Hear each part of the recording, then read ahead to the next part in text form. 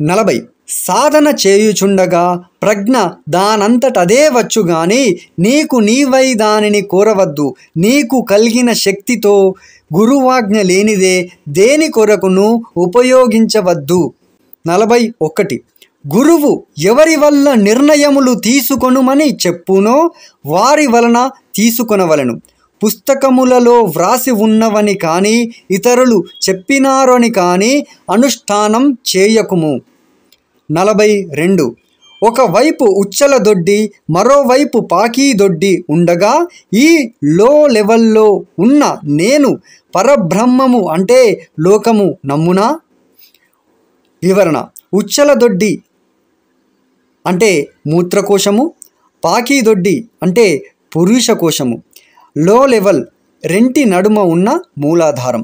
43 మానవుని భౌతిక దేహమున ఏమాత్రము స్పృహ లేని స్థితిలో మన పురాతన యోగ పద్ధతులన్నీ చెప్పబడి ఉన్నవి. కానీ నేను చెప్పేది ఈ నూతన విధానమున మన భౌతిక దేహము పూర్తి జాగృతావస్థ యందుంచబడి అనుభవపూర్వకమగునదై ఉన్నది.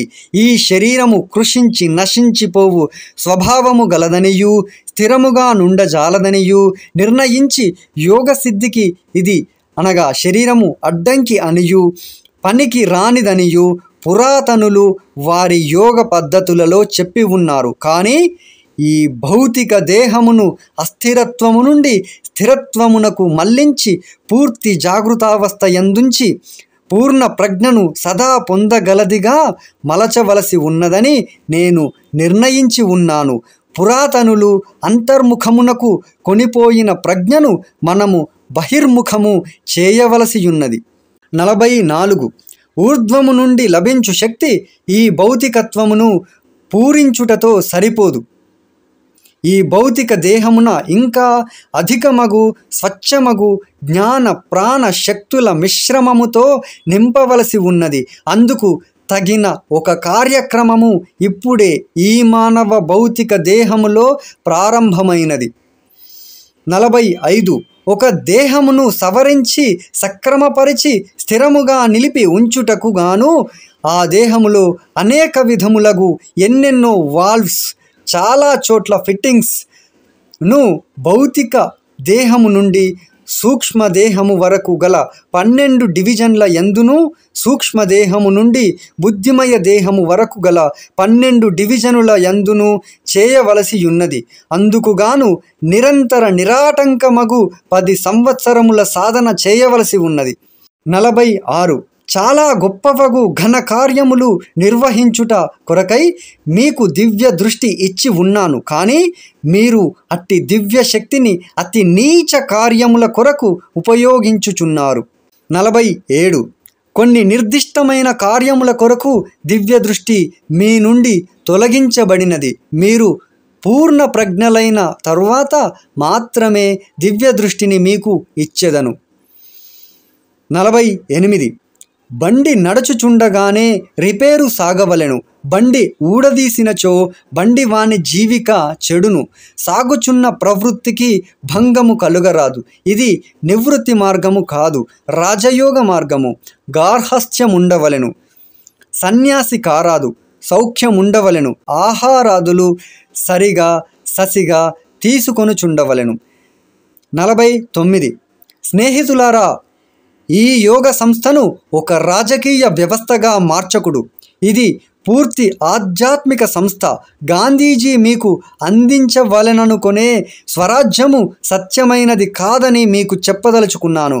మీకు నేనివ్వగల స్వరాజ్యమును గురించి ఇప్పుడు మీకు సరిగా బోధపడదు.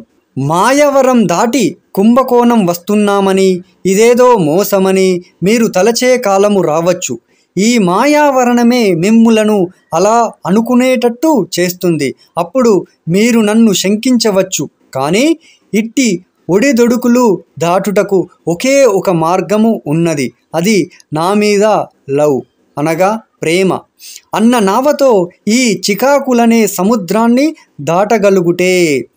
వివరణ: మద్రాసు నుండి కుంభకోణం వెళ్ళినప్పుడు మాయవరం స్టేషను దాటిన పిదప కుంభకోణం స్టేషను వచ్చును. 51 నేను చెప్పిన యోగ విషయాలు ఎందరూ సరిగ్గా అర్థం చేసుకున్నారు, ఎందరూ సరిగ్గా అనుసరిస్తున్నారు అనేదే సందేహించవలసి వస్తున్నది. అట్లా అనుసరించని వాళ్ళు ఈ యోగా స్కూలు వదిలి వెళ్ళవలసినది. 52. ఎంత ధనికుడు కానీ, నిరుపేద కానీ, జ్ఞాని కానీ, అజ్ఞాని కానీ సృష్టికి గల కారణములు, సృష్టి రహస్యములు సులభముగా గ్రహించు విధము ఈ యోగమున తెలుపబడును.